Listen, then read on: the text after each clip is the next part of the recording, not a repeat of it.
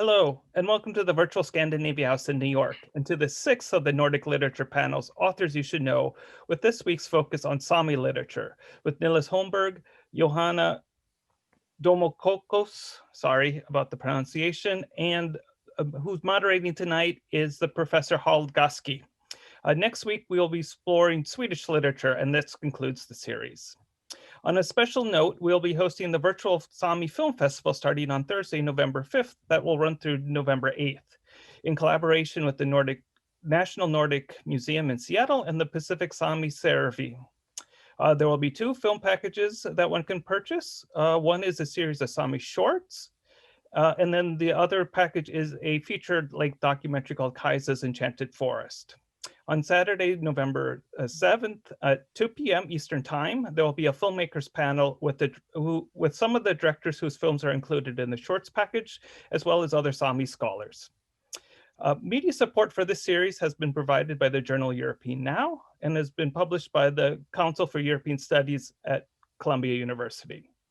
This panel will be recorded and available afterwards on our website, scandinavias.org, and our YouTube page. Moderating today is Harald Gaski. He is a professor of Sámi culture and literature, the Sámi University of Applied Sciences. He was born in northern Norway. He is the author and editor of several books on Sámi literature and culture, and also translated Sámi literature of Niels Aslak Vakopaz, again, sorry for my pronunciation, poetry into Norwegian and to English. Niillas Holmberg is a Sámi poet, musician, and scriptwriter. He has published 6 books of poetry and has been translated into more than 10 languages. As a musician, he has worked on as a vocalist, guitarist, composer, and a lyricist.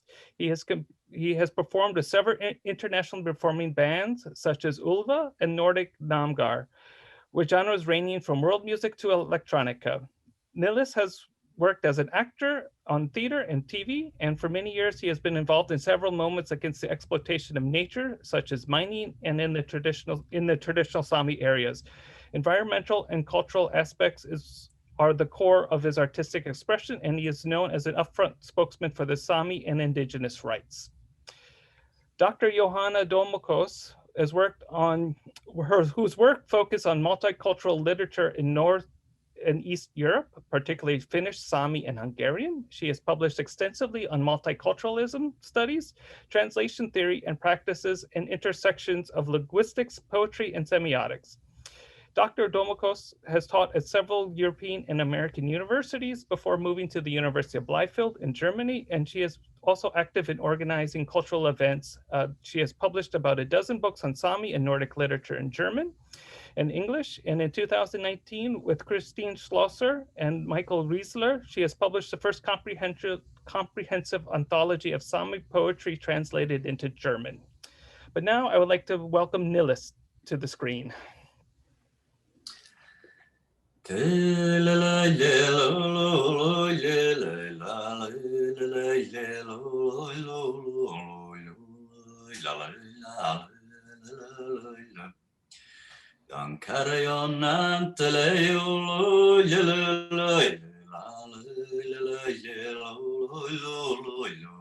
Mi padan yo queda sho cantale la la la Marannas rakadima jolle solomoloiloina hey la la la la la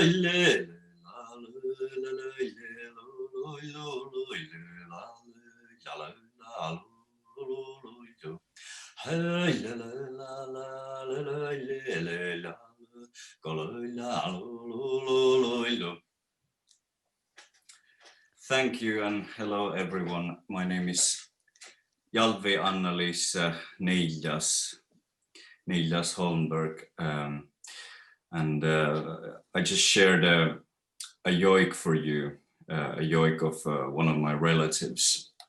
And yoik in short is our traditional way of doing music, singing, and it has many aspects which in many ways differ from the traditional or mainstream Western way of music or concerning music,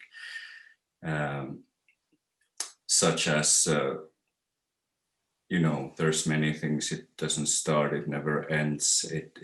There's this cyclic conception of time, which will also be evident in some of the poems of Sámi authors. And Harald, I give it to you.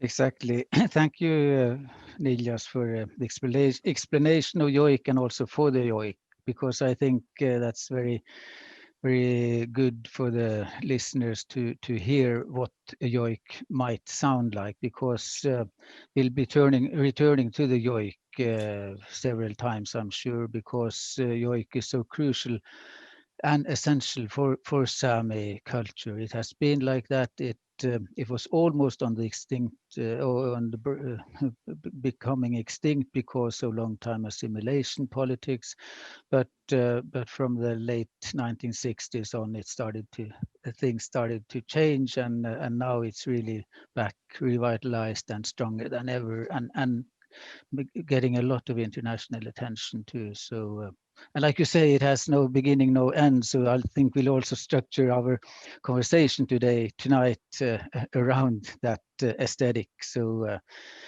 at least in the thing recurring, getting back to things that we've discussed before, and following not only one cycle but several cycles in the conversation. So yoik actually also is the oldest piece of Sámi literature. Back in 1673, a book was published in Frankfurt am Main in Germany.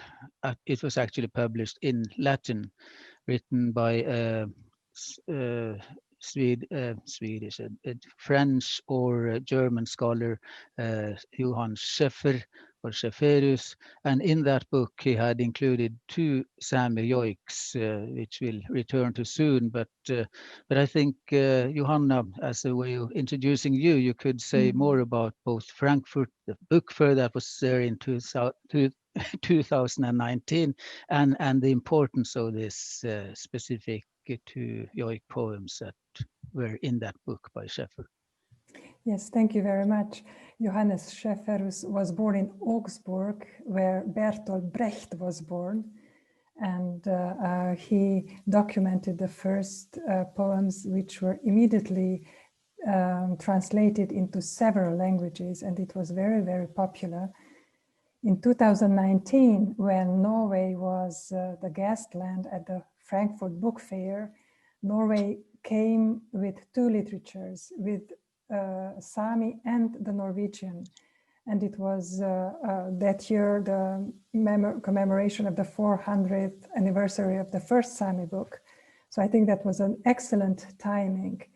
And for this event, we prepared several books. And one of them is this large volume of 500 pages entitled Wörter verschwinden fliegen zum blauen Licht. The words disappear, they fly to the blue light. It's a quote by Synnøve Persson, and it's bilingual, in fact multilingual, because we have all the original languages in Sámi, from the South Sámi until the Kildin Sámi languages, and the German translations in it. But I want to mention that officially Sámi were guests in 2019, but 4 years ago, when Finland was guest at Frankfurt, we had already Sámi authors, but at that time Finland came as a bilingual land, as a land of Finnish and Sámi literature, Finnish and Swedish literatures. And that was the reason why I decided to establish a translation laboratory, and we also published 5 books only for that book fair. And the translation laboratory is going on, so we are now doing every year 2, 3 books. Wonderful. And I must confess, even though I'm an editor of several anthologies myself, the German do it better when they do when they make an anthology. It's much bigger. It has all the poems in Sámi as well, and that's of course reflecting the linguistic situation of the Sámi as well, because we have 10 different languages. At least that's possible to say. We could still call them dialects and say, well, we Sámi are one people, as it says in our political programs, and the borders, national borders, shouldn't split us. But still, the practical and the real situation is that the languages or the dialects are so far from each other that they aren't mutually understandable. So in fact, we are, as a minority, struggling with even with more problematics about how to make all the minor dialects survive as well. North Sámi is the biggest one, spoken about about 80% of the Sámi population, and then we have 9 other minor languages in addition to that. So but I was, yes, I want to get back to Niillas, and because you were participating in Frankfurt in 2019, but you're not from Norway. No. And here in my position, someone might say that I'm from Finland, but I'm not. I don't consider myself a Finn, and I don't consider my whereabouts Finland. I come from Sápmi, Saamiland, which, you know, for several reasons happens to be inside the borders of the Finnish state. Although the so-called Norwegian side is just 2 kilometers away from my childhood home. So yes, but as a Sámi, I was welcome to take part in this Frankfurt Book Fair among other invited Sámi authors, and indeed a very special event and an important one, I would say. Yes, because the whole idea, and we were, from the Sámi side, we were quite satisfied and happy with Norla, the Norwegian body that promotes Norwegian and Sámi literature internationally, that they actually gave Sámi literature such a great part of the whole presentation, and also accepted the premise that Sápmi is Sápmi, and even though we have the national borders crossing Sámi land, we still represent the Sámi area. So therefore, Niillas was just a natural part of the Sámi delegation, and I don't know if all the people at Norla all knew that you weren't from Norway originally, or don't belong to Norway in that sense. Exactly, half of my relatives are living on the so-called Norwegian side, and actually the yoik I performed in the beginning is a yoik of a relative of mine who used to live on the so-called Norwegian side. So I think that puts it in a nutshell. We are Sámi, and you know, the authors who came from Goutakeino and other parts of the so-called Norwegian side of Sápmi, we speak the same language and we know each other and so forth. Exactly. And let's say I didn't have any introduction to this conversation since we started with the yoik, but we can then get back to the introduction, because I just wanted to say that we're really happy for this opportunity to disseminate information about Sámi literature and also promote Sámi literature, especially on the election day in the States. But on the other hand, it's also very natural to do that, since a lot of the Scandinavian departments at both US and Canadian universities actually include Sámi culture, literature, and also some teaching about Sámi language in their courses. So that's also been one of the driving forces for me to create all this literature and anthologies in both non-fiction and fiction anthologies in English for text as text material for university use. So we're happy for this opportunity and hope that we'll. The plan is to touch into both Sami literary history and also say a few words about literature compared to the other arts that are having a great success internationally, especially visual arts and also music. But we'll return to that. I think while we are in Frankfurt and in that mood, let's hear part of that yoik poem, which actually was a love yoik or two love yoiks. Where it's the interesting thing is that the author actually isn't speaking so much about the loved one, but about how to get to his girlfriend, because in those days transportation wasn't easy. Logistics, huh? Yes, I will read a part of it in Sámi first and then the English translation. Pärtni miellä, piekka miellä, nuora juurta, kuuhkesjuurta. Jos puhtai kultalan, laitten rathai, pjärre rathai. Oftala miellä mus väldigt, vai mahtan puereput, optastan kaunat. A boy's will is the wind's will, and the thoughts of youth are long, long thoughts. If I listen to them all, I will choose a course, the wrong course. One alone I need to choose, that I may better find my way. Thank you. And Johanna, you may say some words about the success of this to yoik love poems. Absolutely.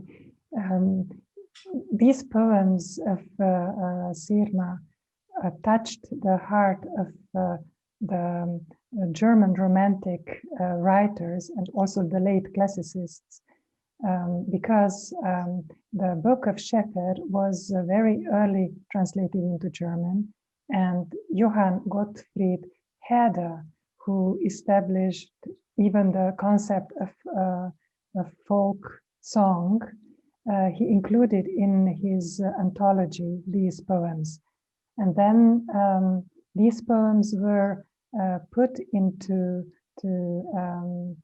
translation also into German by Heinrich von Kleist, and Johann Wolfgang Goethe also read these poems, and he was also inspired by these poems. So it's very nice to see how, in fact, people are curious of Sami culture. So early they feel that it's something very special, something very vivid, something that inspires us as well, no matter that we are there in Sami land or 100 or 1,000 kilometers from that area. And on the other side, I also value Sirma's poem because it's written in freestyle. So if a 21st century reader who loves poetry reads these nearly 400 years old poems, still has this feeling that it was written today, it was written for me. Exactly, and that's I think part of what is so charming with the yoik and the way yoik poetry has inspired contemporary poets as well, that they find a lot of similarities in the yoik poetry compared to what modern Sami poetry sounds like, and that's maybe also part of the reason that that poetry has had greater success in translated form compared to Sami fiction texts. I don't know, what do you think about that, Johanna? I think that yoik is the art form of the present tense.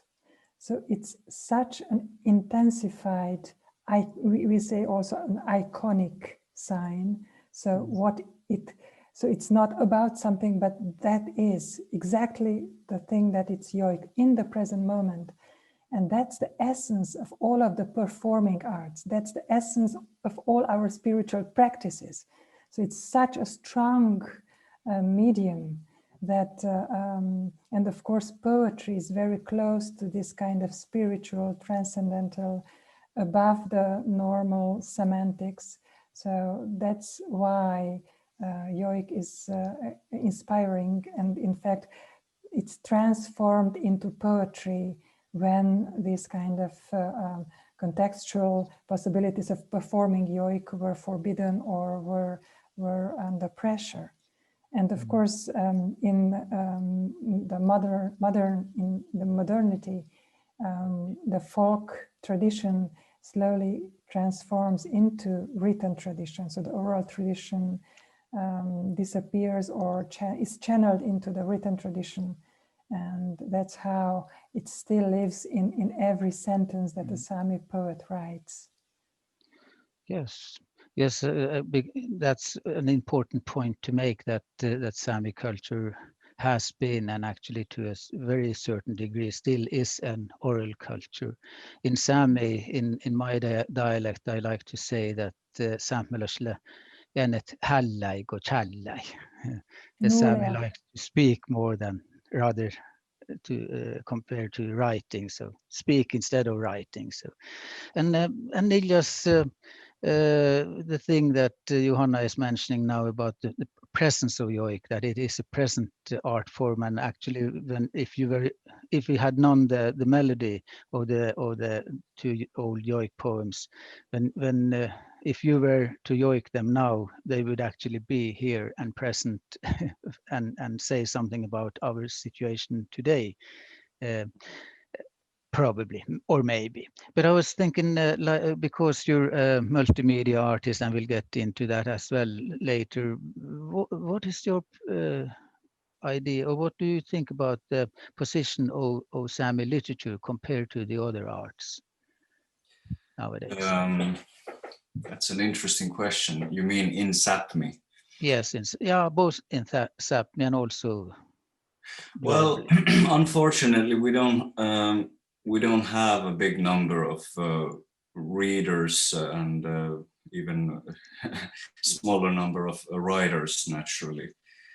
And I think we live in times where, as you said earlier, you mentioned visual arts are very much in the front at the moment, and music. And I think music has been very important in the last few decades when it comes to, you know, supporting youth and giving youth the means of feeling proud of their cultural background and putting their, you know, cultural background in a modern context. And yeah, it's of course it's a universal thing, I guess, that that literature has suffered some defeats in that that way, that there are less readers and more, you know, listeners of music and you know, watchers of movies and stuff like that. But yeah, I would. There's definitely something to improve there in Sápmi as well. Yes, and of course we have to mention both assimilation and that the authorities wanted to get rid of our language. So that's because of that there are lots of Sami people who actually don't have Sami as their mother tongue anymore, or are able to read Sami. So that's also one of the things that makes translations so important for Sami, both into Norwegian, Swedish, and Finnish, but also English and Spanish and other languages in order to reach out to the international indigenous world, because we are part of that and have been very active in organizing the indigenous people. So also this new movement within scholarship, which is called Trans-Indigenous Studies, is something that is really endorsed by the Sámi, because we feel that what we're doing now is actually making an alternative international field of arts and music and literature. May I add a historical yes, but note? before you get the word, I just wanted to say that that I see on chat that there are a few questions coming up, and we have agreed that Kyle will monitor them and will leave the last 15 minutes of our conversation for answering questions and comments, returning to your comments. Yes, Johanna, please. I just want to add a historical perspective on the role of literature for Sami culture. And I want us to go back to the 60s when just in the similar way as the modern nations were born with the help of literature and with the help of their history writing, in the 60s and 70s, the Sami Renaissance was very much helped by the writers, by the literature, by the verbal artistic expression. And I see the 60s, 70s as the era, the golden era of Sami literature. Many, many authors started to write. The anthology published in 1983, the Hungarian anthology, included 50 authors, and it was 500 pages long as well. So it was a time when the written media, the literature, had its golden age. Yes. And now, of course, the printed media, the Gutenberg galaxy is over. And now we are in the digital age, and all these talented young Sami people, because you have a lot of talented people. I am definitely sure you have the highest writers in percentage. Just check it. It's really, really very, very high. You have a lot of artists. You have a lot of people who really work as spiritual and cultural mediators in the society and also outside of the society. And the power of the word can be felt in the lyrics, in the rap songs. They are really beautiful, wonderful poems. And this was the reason why we decided to include in the German anthology also lyrics. So not only yoiks, traditional yoiks, just like Harald included yoiks in his anthology, but we included also the classical period of literature up to modern, postmodern, 21st century rap and pop music texts, lyrics. Yes. When we're organizing a conversation like this for an audience who aren't that knowledgeable about Sami culture and literature at all, then it always turns out that we spend too much time on the history. But I think, on the other hand, history really is important here in order to understand the contemporary situation of Sami literature as well. So, but I was thinking if we move on to Johan Tori, who is one of our really classic authors, and we picked out a little piece of his writing when the reindeer Sami, the migrating Sami, are coming to the Norwegian coast, or leaving the tundra land and getting close to the coast where it's greener, and the happiness they show, not only the reindeer but the people, and how that is connected actually to land, and also is a very good expression of how Sami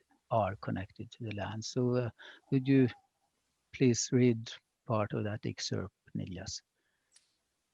Yes.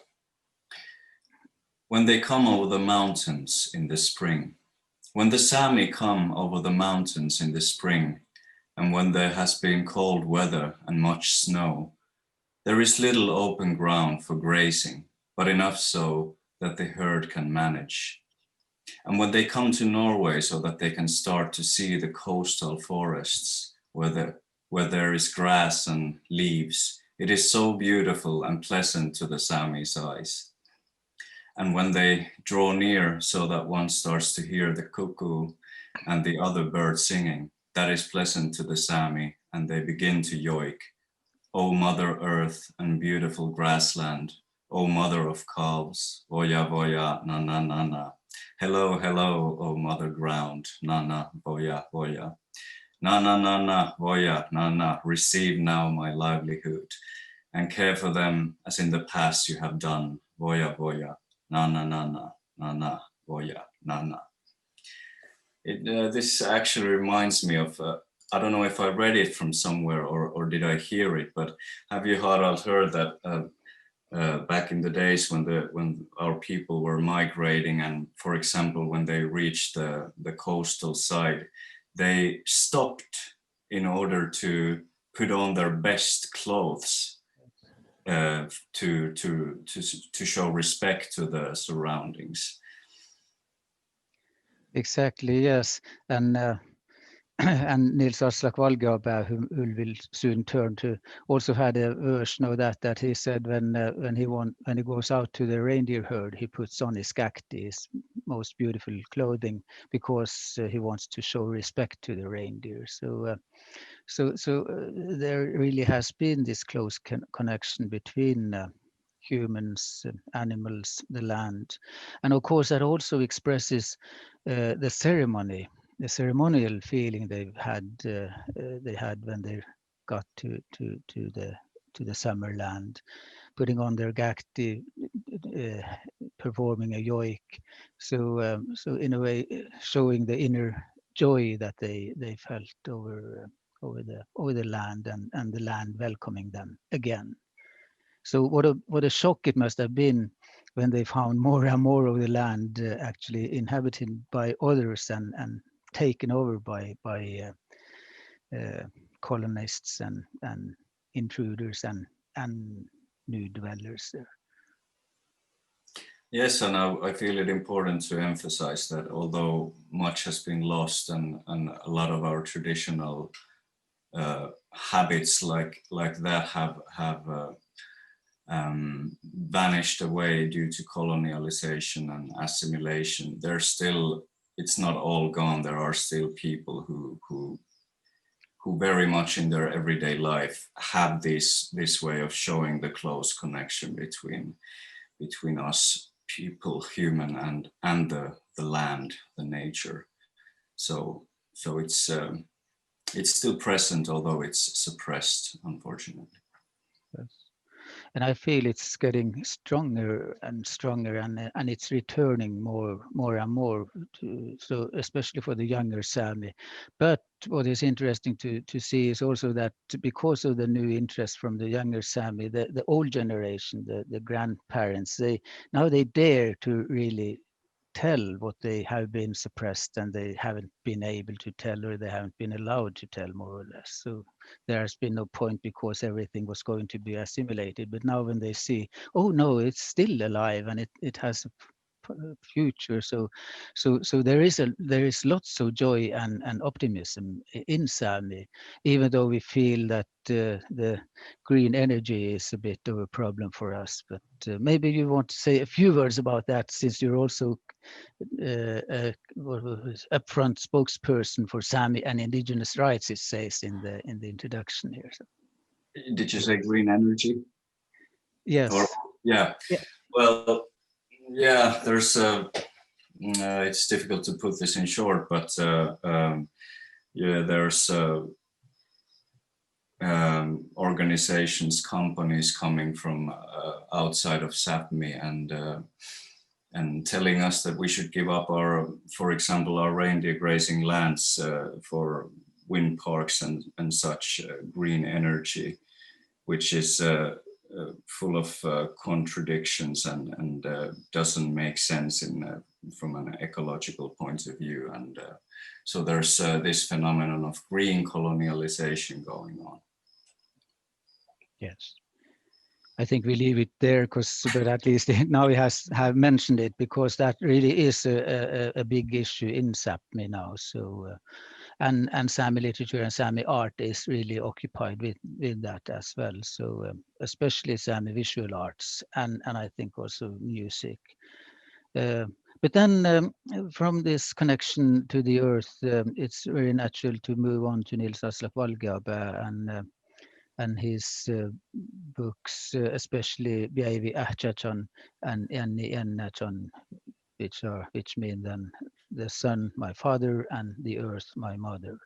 And again, we can see the connection there to the earth, but also, but from Nils Aslak's point of view, it was also important to honor a Sami minister who actually had wanted to become a minister in order to get an education and in order to collect Sami traditional material, Anders Fjellner, who also is a person behind the Sami creation myth and a lot of the old traditions we have of mythical stuff.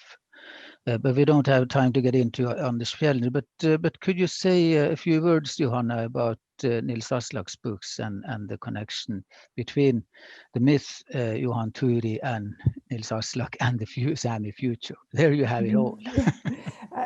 I have so many thoughts in my head, but first of all, I want to share a personal story. I was studying in Helsinki in 1991, and when I went into the biggest bookstore of Scandinavia at that time in Suomalainen Kirjakauppa, right in front there was this beautiful book by Nils Aslak Valkeapää, Päivi Ahchaton, which includes 300 documentary photos, 300 yoik poems, and he just won the Nordic Council's Literature Prize. And as a young poet, I told myself, I want to translate this book. And my journey started with this book. I bought the book. I immediately went to Irja Seurajärvi-Kari, who was a professor of Sami at Helsinki University, as well as an activist, political activist, and started the whole journey. And the way this book manages to transform the whole tradition, also the shamanic drum, into a book, into a kovadas, and the book looks really like a drum. It's simply marvelous. And the book is not only visual, it's not only verbal, but also the whole book was yoiked. So it was also a Gesamtkunstwerk, and absolutely wonderful. So no wonder why this book was immediately translated into many languages. Not only you, Harald, into Norwegian and English, but also German, Hungarian, and so on. The other thing, I think it's important to mention that the way Ailu, Nils Aslak Valkeapää, writes about the land, the animals, the trees, the rocks, it's just with so much love that and so much respect that it makes me, as a person coming from Europe and let's say the Western world, reflect on my own responsibility to land and to water and animals. So therefore, I think the problems voiced by Sami poets, be it about colonization, be it about land, just in the book of Niillas that's coming out in English next year. It was published 2 years ago in Sámi, a year ago in Finnish. We really learn a lot by reading your literature about ourselves. I could go on, but time is short. Thank you. Yes, thank you. That was beautifully put. And of course, that is also some of the background and reason for the interest there has been in Europe over the last 400 or even longer than that, but at least over the last 400 years. And of course, those Europeans took that interest along to America when they moved. So there is a strong connection there, and all this interest for Sami, which I think we gain from today, because even though there are lots of things that we might criticize or what the authorities do against us, they also support like Sami literature and production of Sami literature. So we get the opportunity to produce books in our own language, even though they don't sell, like Niillas was saying here. So it is.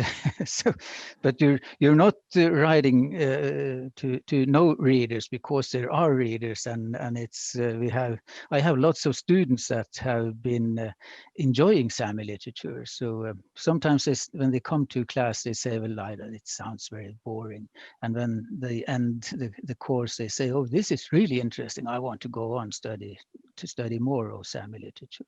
And I think we just need to get to Niillas. We have spoken about Niillas Arslat, or Nils Arslat, and now we move on to Niillas Holmberg and your poetry, because we also need to say a few words about the contemporary literature.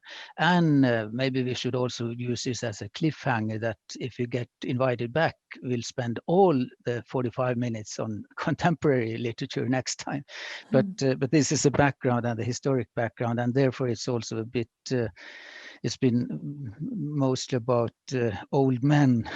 And there are lots and lots of great Sami female authors. Rauni Magga-Lukkari, Synnöve Persson has been mentioned, Inger-Marie Aikio, and several others. So which you can find in the German anthology, and also in the new one that that will be a updated version and a modernized version of In the Shadow of the Midnight Sun, which will appear next year. But then Niillas, I hope you will read at least one or a few of your poems, and probably also say a few words about them. But I would love to hear one of them in Sami, if it's all right with you. It's all right, but before I read them, I will just shortly explain that poems I'm going to read are from my latest collection, which Johanna was just talking about, Joelekevuoto. In this book, I wanted to emphasize something that we have been talking about here, the connection, the conscious connection between human and the land. And in order to do this, I wanted to build up a world of symbols. And in this world of symbols, there is this antagonist, something, an entity which tries to prevent us from having that connection. And where we are connected to the land are of course our feet, and something that is blocking that connection is the shoe. So the shoemaker is the enemy here. The shoe rubs, the foot festers, and oh, the power we possess to receive news about the latest boots. Is industry trampling on bluebells? According to the shoemaker, enclosing the toes protects both the feet and the meadows. For you see, he studied the paths of life, and by his interpretation, the heel doesn't know, and hasn't known for centuries, its own good.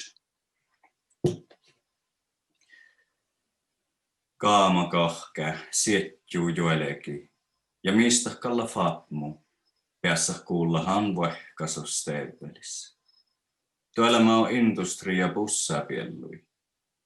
Karru aakkasta joeleke suortmai chiehkamas ihke juulki ja rässekiittiin kähteet. Tahanja tuutkahtii ellima pälkäi. Tantulkoma vuodol, isha vuonnaskan shushmi teede. Itä manka tjoehte jahkäi tietään. Esas outtu.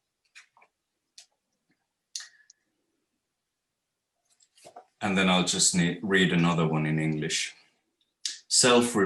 Self-reliance prohibited, walking barefoot forbidden. Why would the shoemaker chase me when he can criminalize my destination? Still, one wakes up in the mother tongue, the sea of verbs, Should only the skeleton remain of the whale, I'd still want to find it in open water, not on the shore. I wish to find a quill in the sky, among the sound waves' consensus.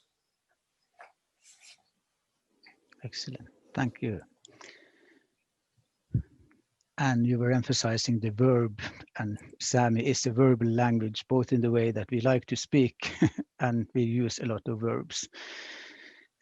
All right, but then Kyle, I think I'll return to you or turn over to you, and you have collected the questions and comments, so we can spend the rest of the conversation replying. Okay. So there's a few. I know a lot of people are asking about a list of books for sure. And I sent out the list that you sent me this weekend. I don't know if there is a more comprehensive list of books, Sámi books in translation. There are more books, but those are the most recent, I think, and so you can at least start with them. So if you share those books, then people will know. Okay, I'll share it again at the end of the conversation. Yeah. Let's see. How much exchange is there between Sámi and Finns regarding poetry and culture? That's for you. This is for me, Harald? Yeah, it is. You're the Finn here, remember. Don't try to put me there. Well, there's more and more exchange. I myself have recently been signed by the one of the biggest publishing houses in Finland, and this has not been very, well, not at all common ever. So I take that as a sign of things getting better in terms of the visibility of Sámi authors in Finland. And there's not, as I said, there's not a lot of authors, but some of them, you know, they are getting invited to literature events in you know, Helsinki and other big cities and big events, and there's some translations being published recently, and I cannot personally, I cannot complain about the attention that my works have drawn in the recent years. I've been very satisfied, although that hasn't been the situation always, but at the time I'm very happy about it. I would Yes, like Johanna. shortly to mention that in the last 20 years, whenever we applied for translating a Sámi book to the Finnish Literary Society, they always supported the translation.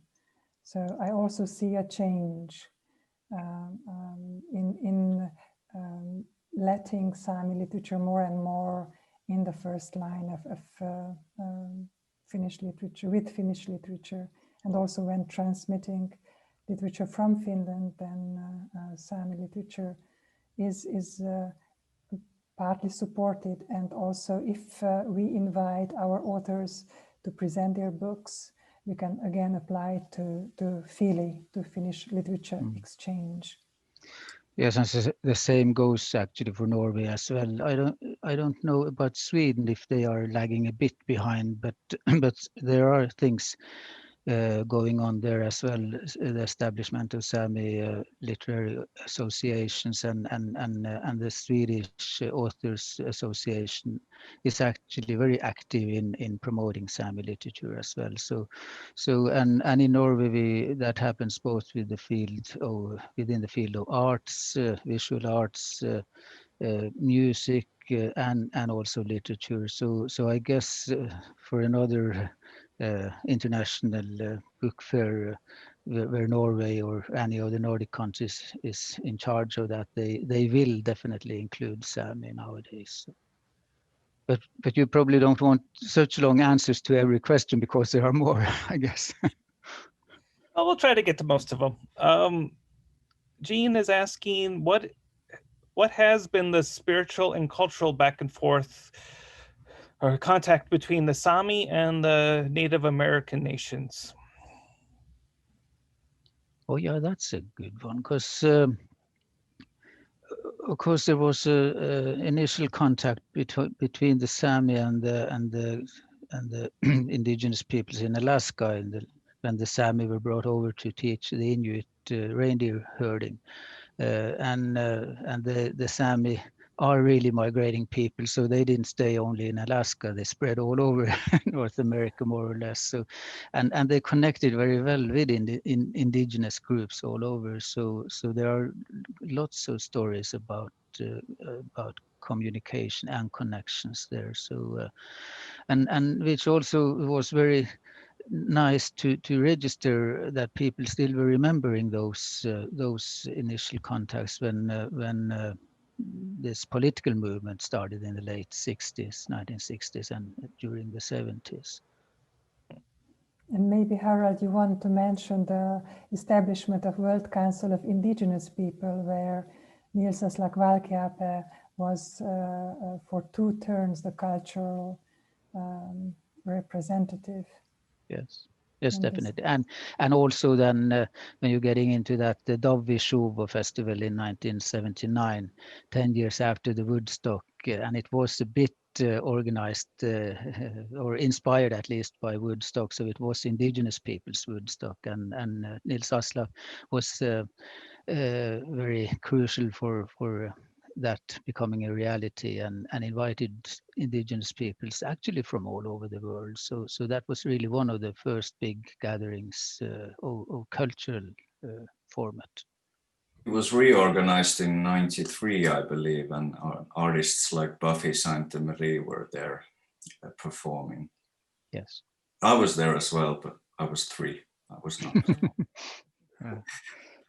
What about, is there any sort of a financial collaboration? Is there, I know, because I follow film a little bit more than literature, I know that there's more indigenous film funds available for the indigenous community. Is there anything like that? Are we seeing that in literature at all? To help with translations and dissemination of the works? Well, there hasn't been that much until now, because for a while, even the Nordic, the Norwegian literature abroad body, said that, well, they first and foremost are in charge for translating and promoting Norwegian literature, because that was a name. So in a way, that is changing now, that the Norwegian in that sense also implies the Sámi, because the Sámi live in Norway. So we see a change there, but really there aren't that many funds available for literature so far. So movies are really leading the way in that area.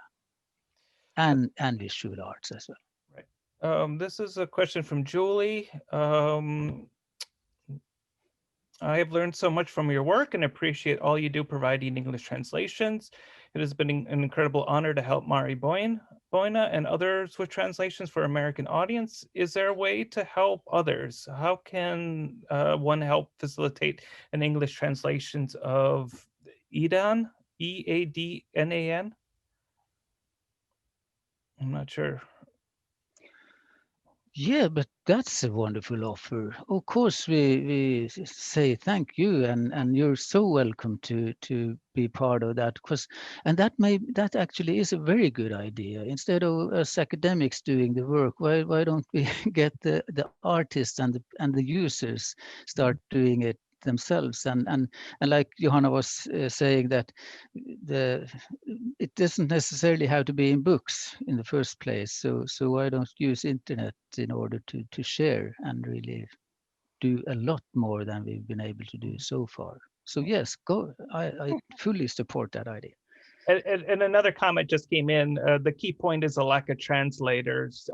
Is there a government support to help with translation, with finding more translators? Or unfortunately not. That's really a totally forgotten area. the school I am at currently, Sámi Allaskola, we had a translation education here, but even that doesn't. It didn't have any translation meant for literary and poetic translation. It was more in order to have translators of documents and politics and things like that. I mean, this is just a question that just came to me. Is it easier to translate? I mean, obviously, it is easier to translate the Sámi to Norwegian or Finnish, and then would they take that Norwegian translation and then translate that into English, or is there too much lost with the in between? Johanna wants to comment on that, I'm yes, sure. I want to comment this because first of all, Sámi is a Finno-Ugric language, so it has a different structure than the Indo-European languages, just like Norwegian. And in a way, it's easier to translate into Finnish or into Hungarian to keep the structure, the rhythm, as in other languages. I would like to give an example with this book of Niillas Holmberg.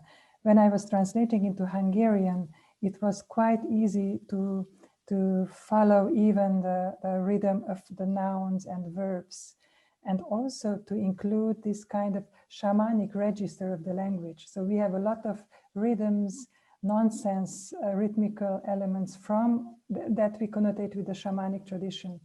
But when we did the translation into German, and this was done by Christine Schlosser, and this is in manuscript, so we are still waiting for funding to publish it. But when Christine Schlosser was translating it into German, she told me how difficult it is for her to include this archaic register of the language, because the present poetic German language doesn't allow this kind of depth in time to be conveyed. It sounds odd or difficult or artificial. And another short remark, because Jennifer Kwon-Dobbs is joining this panel and she is among the listeners. For example, Jennifer, who is a great American contemporary poet, works just for free, and because of her devotion to support small languages, special literatures, and she values so much Sámi literature that she decided to simply engage without any fee, without any support, and do the translation. And the same is in Germany, when I offer courses for translating books, then these students come and get a fast introduction into Sámi language so that they can use a dictionary, they can use a grammar, and then they start the decoding. But this is also without any further appreciation or any other possibilities to really grow as a translator. I want to ask Niillas about being translated, but before that, I just saw one of the comments in the chat that about Linnea Axelsson, and that reminds me a very important thing we didn't get into and that's all the Sámi literature which is produced in other languages than Sámi originally, and due to assimilation and a lot of other reasons, there are lots of Sámi who then choose to not write in their local Sámi dialect, but rather in the majority languages. And like with Etnan, this wonderful book by Linnea Axelsson, which I sure hope will be translated into English very soon. It's so fun to read that even though it is in Swedish, she manages to get that sound of Sámi and the smell of Sámi in the wording. So it's a wonderful book. And also, while I'm speaking about local Sámi literatures, I also want to mention that we've been dealing on a national level now and talking about the most important important authors, if you may say it that way. But literature actually also serves a very important role in the local communities where we have local artists and local authors and poets mainly who use the local dialects and are really important figures in the local communities. So that's also part of what we're trying to build up, that this local pride and letting people really use their own languages and their own way of expressing themselves and help them out into the world. But Niillas, I was thinking that we're talking we seldom hear about how it is to be translated. Do you feel that what you want to say in Sami still is expressed in Finnish and in English and German in the translations? Yeah, first of all, I also want to thank Jennifer. The translations the English translations of my poems that I just recited are her doing as well. But to your question, back in the day when I was working with my first collections, because I've always worked also in Finnish, using Finnish language, and I for many times tried to translate my own collections or my own poems into Finnish, and for some reason it didn't work. I didn't feel that the poems were good when I translated them into Finnish. But then something happened with this latest collection, and it's been going very smoothly, the translation, I mean, into Finnish. And I even used to say that I didn't translate it into Finnish because I was very much working on both languages side by side simultaneously. And it seemed to work very well. And the book was recently nominated for the Nordic Literature Prize, and it was translated into Norwegian by Endre Ruset, a Norwegian poet, with my assistance. And he doesn't speak Sámi. We used my English drafts in the middle. And of course, when he was doing the translations into Norwegian, he came up with myriads of questions about the original wording and stuff like that. So it can get very complicated, and it can take a lot of time and patience. But very often the results are it's worth it, very much worth it, and the results are pleasing. So you discover new sides of your poetry that you weren't aware of were there at all. Yes, of course. I don't know, Kyle, we've passed the 1 hour, but you're in charge of time here. So, I just have another thought, and there's another question I want to get to. What about, I know we're talking about Sámi literature, but I was wondering about translation into Sámi. Is there, how, can you talk a little bit more about the other translations into the Sámi languages? Yeah, that's easy to answer. There are very few of them because they prioritized the other way, both in order to share knowledge about the Sámi and because it's been, well, we felt that it's a way of creating more understanding for the Sámi course that way. So, but of course, every language gets richer by being translated into also. So that's the thing we are hoping to see more of in the future. But so far, the money has been so tight that the Sámi parliaments, which are the funding bodies or the one that distribute the money they get from the states, they've given priority to producing original Sámi literature instead of translating into Sámi. So it's been a political choice as well. Okay, and then the last question just disappeared on me. 1 second. Could you speak to what local community is like among the many languages in Sami literature? Are there shared events and journals, and does the literary community form around these themes that bridge the different languages or form?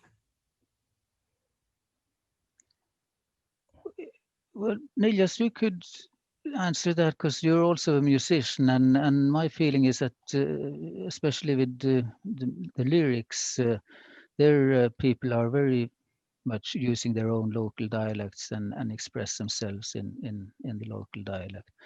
While in when it comes to written literature, it's more, you don't have that many journals. So the one I'm editing, which is called Sámi, there we try to at least have specific numbers or specific parts of the magazine reserved to Lule and South Sami, which are the two main dialects in addition to North Sami in Norway.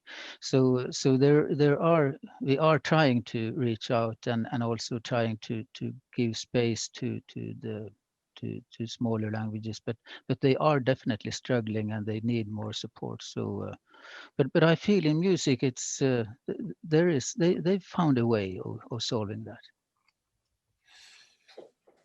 Yeah, I mean, I don't having, using your own dialect, for example, we have so many dialects even inside one of the Sami languages, for example, the Northern Sami language. It's not an issue it's not even a question whether one's using her or his own dialect, and it's very common in music, but also in literature, I would say, or writing in general, I'd say that whereas in Finland they talk about dialect poetry, but I feel that in Sápmi, since the orthography of the language it's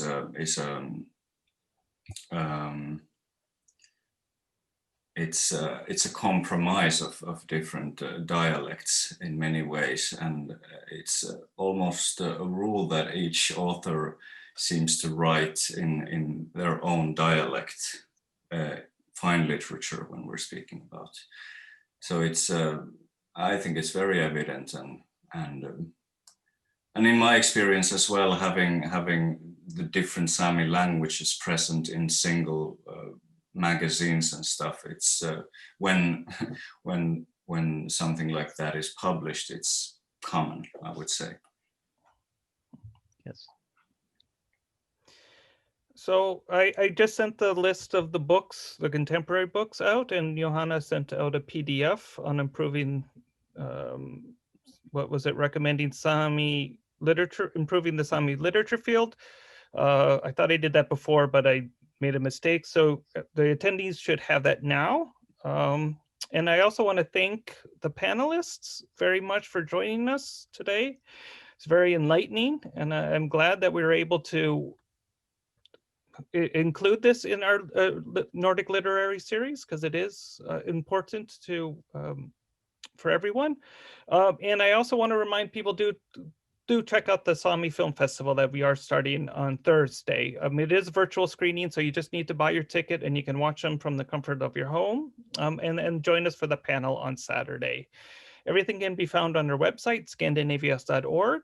And again, thank you to the panelists and thank you for the attendees for joining us. And I hope to see you next week when we conclude the series with Swedish literature. So thank you and good night or goodbye.